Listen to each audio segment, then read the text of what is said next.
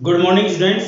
आज हम पढ़ेंगे applied mechanics diploma second same और इसके अंदर हमारा 5वां चैप्टर चल रहा था सिंपल लिफ्टिंग मशीन्स और उसके अंदर हम आज पढ़ेंगे सिंपल स्क्रू जैक, साधारण स्क्रू जैक। साधारण स्क्रू जैक, इंग्लिश में भी सेम ही नाम होता है इसका, सिंपल स्क्रू जैक। देखिए कैसे वस्तु लिफ्ट करता है, कैसे ये वस्तुओं को उठाता है। ध्यान दें, ये ज्यादातर काम में आता है कोई वाहन होते हैं या कोई ऐसी भारी चीज होती है जिसको उठाने के लिए। वाहनों के पहिए जब पंचर हो जाते हैं तो उनकी पंचर ठीक करने के लिए उसको एक्सल सहित पहिए को उठाया जाता है और उठाने के बाद इन पहिए को निकाला जाता है, उसको पंचर ठीक की जाती है और फिर से उसको कसा जाता है। तो एक्सल उठाने के लिए इसका उपयोग किया जाता है। तो देखो ये कैसा होता है, यहां पर एक ये स्क्रू हेड है, यहां पर इसमें एक स्क्रू होता है, ठीक है, ये स्क्रू है, इसमें चूड़ियां कटी हुई होती है इस तरह से, ये चूड़ियां कटी हुई हैं, ज्यादातर इसमें वर्गाकार चूड़ियां होती हैं, ठीक है, स्क्वायर थ्रेड होती हैं।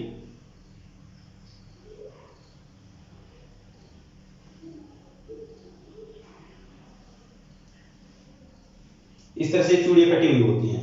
अब यहां पर एक होता है इसका नट, ये कुछ इस तरह से नट होता है,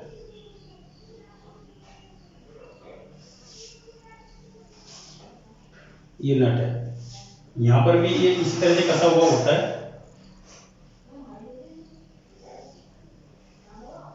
ठीक है, ये नट कस दिया। अब कसने के बाद में इसको इस तरह से इस तरह से इनसे टिका रहता है ये, ठीक है। इसके ऊपर ये हेड होता है इसका, जिसके ऊपर हम भार रखा जाता है, ठीक है, और नीचे की ओर भार लगता है इसका। यहां पर एक हैंडल लगा होता है, ठीक है, मतलब हैंडल यहां लगा होता है, यहां हैंडल लगा होता है, इसको हैंडल ही बोलते हैं।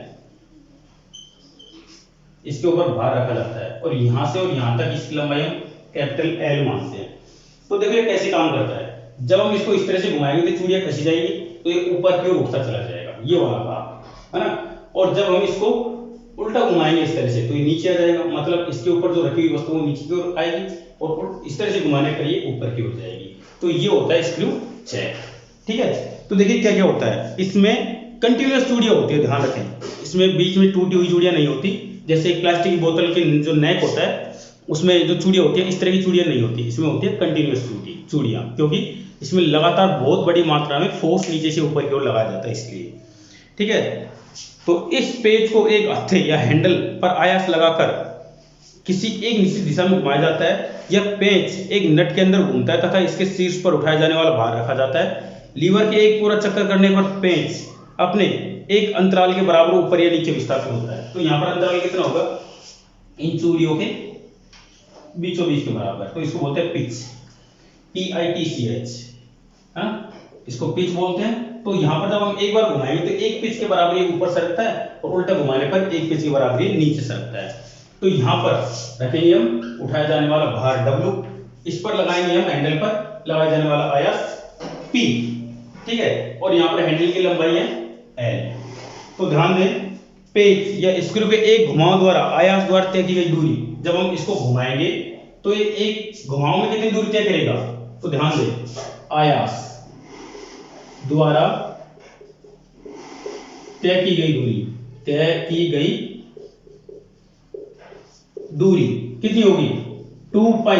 यहां पर देखें जो परिधि होती है, परिधि से क्या यहां पर लंबाई है, तो ये हो जाएगा L, 2 पाई L, ये आयत द्वारा तय की गई दूरी है। और भार द्वारा तय की गई दूरी क्या होगी, भार द्वारा तय की गई दूरी, देखो जब एक चक्कर लगेगा उसमें भार कितनी दूरी तय करेगा, इन चूड़ियों के गैप के बराबर, मतलब पिच के बराबर, है ना। तो यहां पर पिच कितनी दूरी तय करेगा, इसके बराबर। तो यहां पर हम इसको लिख सकते हैं P के बराबर, ठीक है, पिच या फिर इसके द्वारा तय की गई दूरी हम x लिख लो, x, या फिर इंग्लिश में लिखना चाहो तो यहाँ पर लिख लो पिच। इसके बराबर ये दूरी तय करेगा यहाँ पर, ठीक है। तो चलिए इसको भारद्वाज तय की दूरी को हम मान लेते हैं। अब देखिए यहाँ पर कुछ चीजें निकालेंगे हम यहाँ पर। तो वेगानुपात, वेगानुपात तो क्या होगा, भार द्वारा चली गई दूरी बटे आयत द्वारा तय की गई दूरी, आयत द्वारा तय की गई दूरी बटे भार द्वारा तय की गई दूरी। तो मान लीजिए इस दूरी को हम y मान लेते हैं, थोड़ी देर के लिए इसको x मान लेते हैं, तो y बटे x इसका फॉर्मूला होता है, ठीक है। तो इसको हम निकालना चाहें तो क्या हो जाएगा, y क्या है 2 पाई l, और यहां पर ये हो जाएगा पिच p, है ना। तो ये तो हो गया इसका वेग अनुपात। अब बात करें इसकी यांत्रिक लाभ की, ma की, तो ma बराबर तो W/P होता है।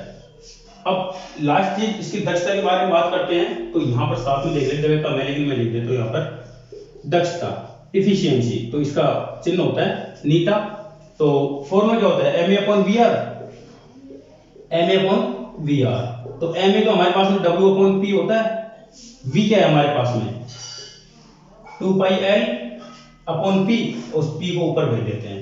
तो ये होगी इसकी WP/2 पाई LP, इसकी दक्षता होगी, ठीक है। तो ये हमारा इसका दक्षता का फॉर्मूला हो गया। तो ये तो था हमारा सिंपल स्क्रू जैक। अब हम बात करेंगे डिफरेंशियल स्क्रू जैक की। डिफरेंशियल स्क्रू जैक मतलब अगर हमको ये भाग कुछ और ऊंचाई पर उठाना है तो इसकी तो लिमिट होती है कि कुछ ऊंचाई पर उठाने के बाद में रुक जाता है, लेकिन ज्यादा ऊंचाई पर उठाने के लिए हमको क्या करना पड़ेगा, डिफरेंशियल स्क्रू जैक यूज करना पड़ेगा। तो चलिए आप ऐसे कीजिए, वीडियो रोक कर यहाँ पर उतार लीजिए, उसके बाद आगे का जो हिस्सा है मैं इसको मिटाने जा रहा हूँ, तो आप भी जल्दी से कीजिए इसको, बोर्ड को वीडियो भी यहीं रोके।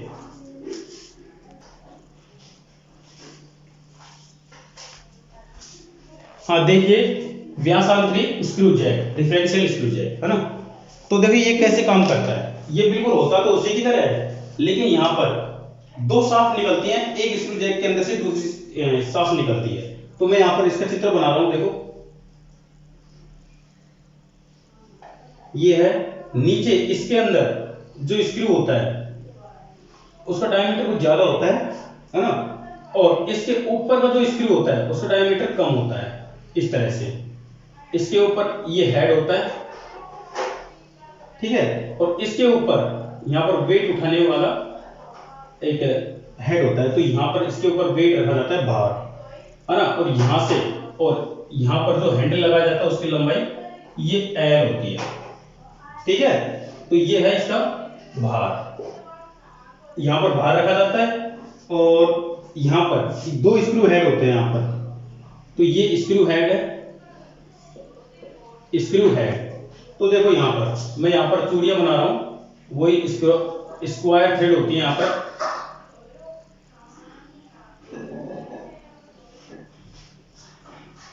इस तरह से, है ना, ये चूड़ियां हो गई। इसी तरह से इसमें होती हैं बिल्कुल,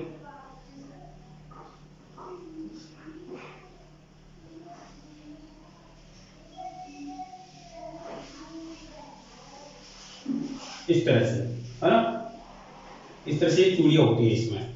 अब देखिए यहां पर इनको संभालने के लिए यहां पर नट होता है, इस तरह से ये नट होता है, और ये नट होता है टिका रहता है जमीन के अंदर या किसी आधार के ऊपर। तो यहां पर तीन नट हो गए। पहला नट ये है, इसको सी बोलते हैं, और यहां पर इसको स्क्रू बोलते हैं, स्क्रू बी, ये वाला स्क्रू ए, ये हो गया। तो तीन हो गए, ए बी और ये सी, ठीक है। हम आयास लगाएंगे यहां पर, यहां पर हमारे द्वारा आयास लगाया जाता है, ठीक है। तो देखिए यहां पर ये काम कब करता है, जब हमें वस्तु को कुछ ज्यादा ऊंचाई पर उठाना हो। देखो यहां तक है तो सिंपल स्क्रू जैक हो जाएगा, अगर इसको कुछ ज्यादा ऊंचाई पर उठाना है तो ये इसको डबल ऊंचाई पर उठाना पड़ेगा, ठीक है। तो अब इसके बारे में हम जो भी हमको निकालना हो, क्या क्या निकालते हैं हम, यांत्रिक लाभ निकालते हैं, वेगानुपात निकालते हैं, और दक्षता निकालते हैं। तो ये अब तीन चीज निकालेंगे हम।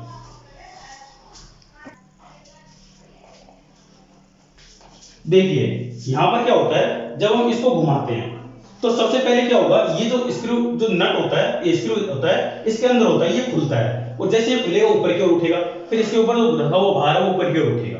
जब ये खुलकर पूरा खुल जाएगा उसके बाद में क्या होगा, ये घूमना स्टार्ट होगा और जब ये घूमेगा तो ये इतनी ऊंचाई उठाएगा।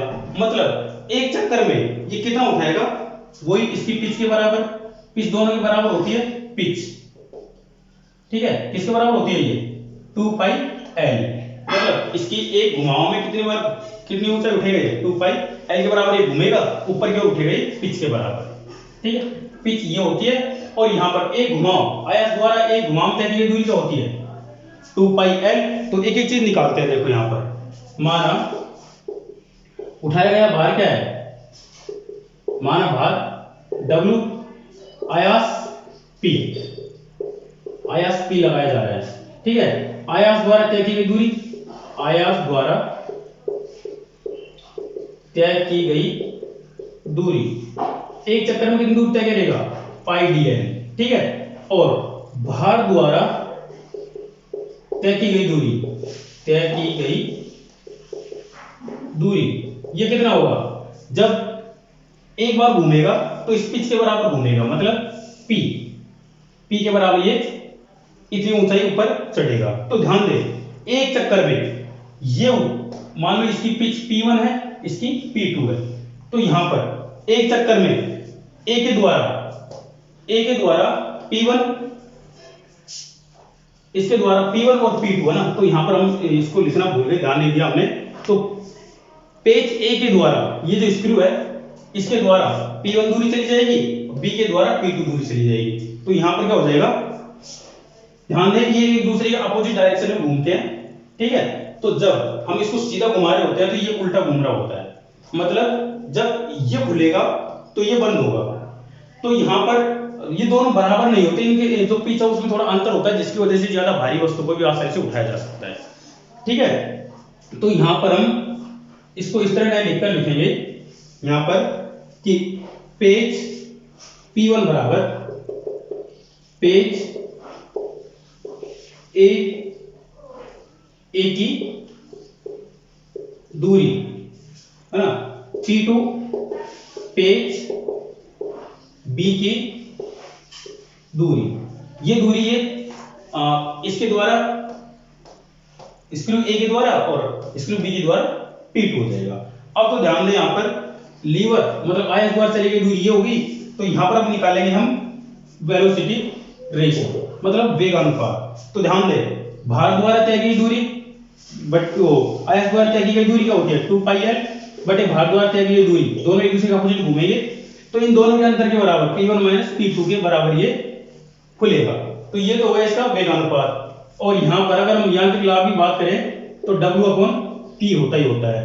तो अगर ये तो हो गया, अब यहाँ पर हम बात कर रहे थे दक्षता की, तो दक्षता क्या होता है MA/VR, मतलब MA हमारे पास में W/P है और VR हमारे पास में 2 पाई L upon P1 minus P2 है। तो यहां पर इसको हम आगे लिखना चाहें, यहां पर देखो नीटा बराबर क्या हो जाएगा W P1 minus P2 upon 2 पाई L अपॉन P, ये कैपिटल P है, ध्यान रखना ये कैपिटल P है, ये स्मॉल p है दोनों। तो ये होगा इसकी दक्षता। अगर हम इसको प्रतिशत में निकालनी है तो ये कैसे निकलेगी, इसको 100 से गुणा कर देंगे W P1 minus P2 upon 2 पाई L कैपिटल P, इसको 100 से मल्टीप्लाई कर देंगे तो ये निकल कर आएगी किसमें प्रतिशत में। तो ये हो गया हमारा simple screw jack and differential screw jack. इसकी वर्किंग हमने समझी कि ये कैसे वर्क करते हैं। इसको हम सर्कमफेरेंशियली इसको रोटेट करते हैं, मतलब परिधि के और चारों तरफ इसका जो हैंडल होता है उसको घुमाते हैं तो ये बिल्कुल वर्टिकल डायरेक्शन में ऊपर नीचे मूव करता है। दो तरह के होते हैं, पहले में क्या होता है, पहले में सिंपल एक स्क्रू होता है जो सिंपल खुल जाता है, जैसे हम उसको 4-5 बार घुमाया तो 4-5 बार उसकी पिच की लंबाई बराबर ही ऊपर की ओर उठ जाएगा। डिफरेंशियल क्या होता है, डिफरेंशियल में एक क्लॉकवाइज घूमेगा तो दूसरा एंटी क्लॉकवाइज, इनकी पिच में अंतर होता है जिसकी वजह से एक ऊपर उठ रहा है उसकी लंबाई ज्यादा है और नीचे बैठने वाले की लंबाई कम है, तो यहाँ पर उन दोनों के अंतर के बराबर ये उठता है, लेकिन ये ज्यादा भारी वजन को उठा सकता है, ठीक है। तो इसलिए यहाँ पर डिफरेंशियल स्क्रू जैक काम में लिया जाता है।